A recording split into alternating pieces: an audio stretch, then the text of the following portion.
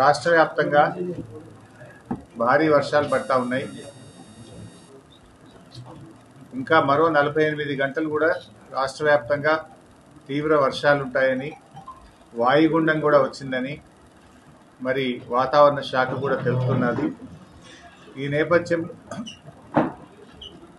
రాష్ట్ర ప్రభుత్వానికి మరి మా విజ్ఞప్తి ఏంటంటే, అత్యవసర సహాయక చర్యలకు ప్రభుత్వ యంత్రాంగాన్ని మొత్తం అప్రమత్తంగా పెట్టాలని, అవసరమైతే మిలిటరీ బలగాల సహకారాన్ని కూడా తీసుకోవాలని, కొన్ని ప్రత్యేక హెలికాప్టర్లను కూడా ఏర్పాటు చేసుకొని వరదల్లో చిక్కుకున్న వారిని కాపాడడానికి ప్రభుత్వం అన్ని రకాలుగా సిద్ధంగా ఉండాలని చెప్పి కోరుతా ఉన్నాం. ప్రభుత్వం ఎట్లాంటి హ్యూమన్ లాస్ లేకుండా, క్యాటిల్ లాస్ లేకుండా అన్ని జాగ్రత్తలు కూడా తీసుకోవాలని చెప్పి ప్రభుత్వాన్ని కోరుతా ఉన్నాం. ముఖ్యంగా బీఆర్ఎస్ పార్టీ ప్రజాప్రతినిధులు, బీఆర్ఎస్ పార్టీ నాయకులు, బీఆర్ఎస్ పార్టీ శ్రేణులందరికీ కూడా పార్టీ తరఫున విజ్ఞప్తి ఏంటంటే, ఎక్కడ ప్రజలకు ఇబ్బంది ఉన్నా మీరందరూ కూడా సహాయక చర్యల్లో పాల్గొనాలని, ప్రజలకు రక్షణగా నిలవాలని, ఎక్కడైనా ప్రజలకు ఇబ్బందులుంటే బీఆర్ఎస్ కార్యకర్తలు పూర్తి స్థాయిలో వారికి సహకరిస్తూ అన్ని రకాల సహాయ సహకారాలు అందించాలని బీఆర్ఎస్ పార్టీ తరఫున పార్టీ శ్రేణులందరికీ కూడా విజ్ఞప్తి చేస్తూ ఉన్నాం.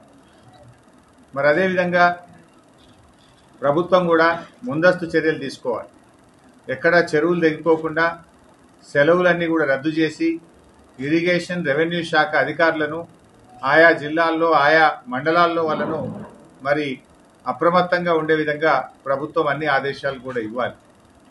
ఎందుకంటే ఇది వరుసగా గత 2 రోజుల నుంచి వర్షాలు పడతా ఉన్నాయి. ఇంకో 2 రోజులు కూడా వర్షాలు పడతాయి అంటున్నారు. ఇంకొక వైపు వాయుగుండం కూడా వచ్చింది అంటున్నారు. కనుక బాగా తడిచి ఉండంటే కనుక పాత ఇండ్లు కూలిపోయే ప్రమాదం ఉంటుంది. గతంలో 1-2 సంఘటనలు మనం చూసాం. హైదరాబాద్లో కానీ, జిల్లాల్లో కానీ, గ్రామాల్లో కానీ పాత ఇండ్లలో ప్రజలు ఎవరు ఉండకుండా ఖాళీ చేయించాలి. అవసరమైతే క్యాంపులు పెట్టి వారికి జాగ్రత్తగా చూసుకోవాల్సిన అవసరం కూడా ఉంది.